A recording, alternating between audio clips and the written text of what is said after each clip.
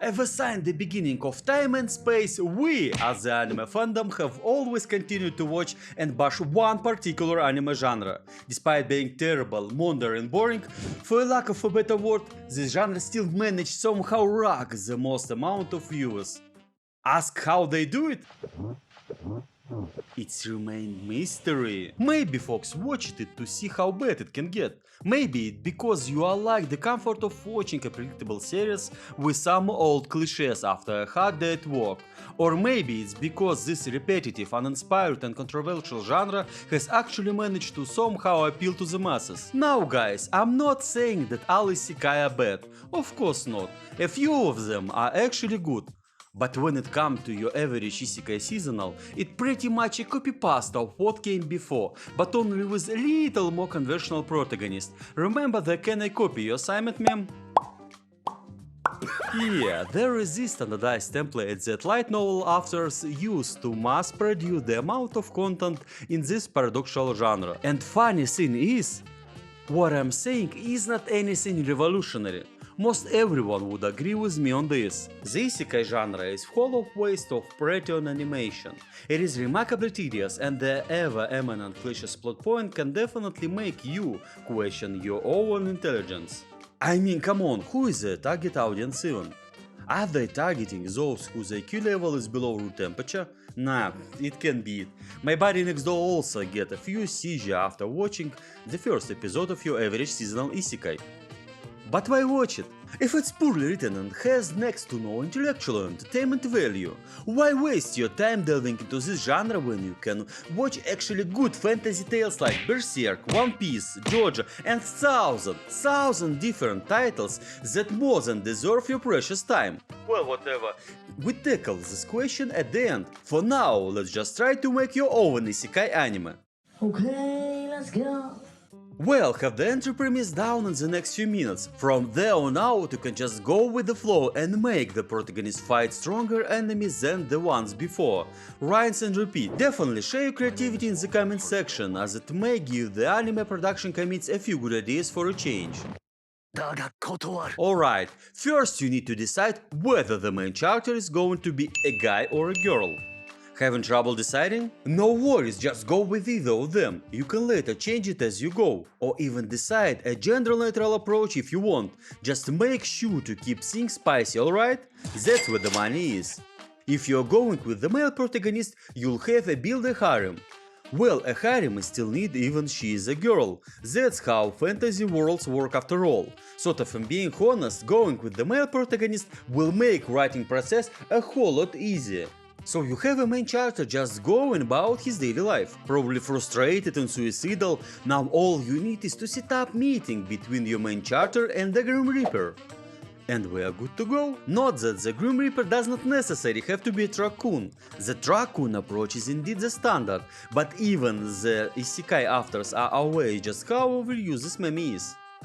And if you are too sensitive and want to avoid killing of the protagonist you just created, just have them play a virtual reality game. It makes it even simpler. So your protagonist is playing a game, suddenly the servers go down or there is some kind of technical problems. And just like that, he or she stuck in world of the game with no way getting back whatsoever. Now, since you're done with getting protagonist to the other world, it's time to get the girls in. So remember, the size of the OP is important. The bigger the OP, the bigger the impact, also the saying goes. But don't forget the old wisdom, flat is justice and medium is premium. You'd need a pie of all those sides constantly around the protagonist. This is not a suggestion, but rather an absolute rule that you should religiously follow if you want to write an isekai. It's not an optional. Well, now that we have all three primary types of OP, it's time to get the second part. The personality. Well, do they even need a personality? Well, yes, but actually no. The personality can be just them fawing over the protagonist because he was too kind to them for whatever reason, as if no one in the entry world was ever kind to them before. Now the third step, how to glue them to the protagonist, so that they stay with him as if they are his own shadow. You can go about it in a number of ways. Have the protagonist join the guild, though quite conveniently he gets all three of them, or make them slaves whom the protagonist had to free, or something along those lines. Well, this isn't the hard part. Once you get the basics down, everything else will come together naturally. Anyways, you can also have the protagonist be an unparalleled demon lord or whatever to make things even easier for yourself. Just write a scene or two where he shows off his strength every now and then, and you are good. So those were the fundamentals. Now let's get the real aspect of how to write a good isekai. The world building! No wait! Instead of world building, what you really need is fan service on steroids. Seriously sad, why do the isekai writers not focus on actually building the world? I know Jobless Reincarnation has done a pretty good job, but when you think about it, it's more of the exception than the norm. The average seasonal will always have the exact same world building as one that came before it. Even the races of those overtly inhabits follow the same pattern. Through that is some that accepted science the race of based of mythical beings like elves, demi-humans, fairies and other folks. If the story is going to be about other world, it's neat, well done world building. But as crucial as that aspect may be, your average seasonal isekai would just throw this aspect in the trash bin before even finish the abstract of the entry story. It's sad, but that's just how this world works. Right guys, now by this point you are probably onto something with your isekai story.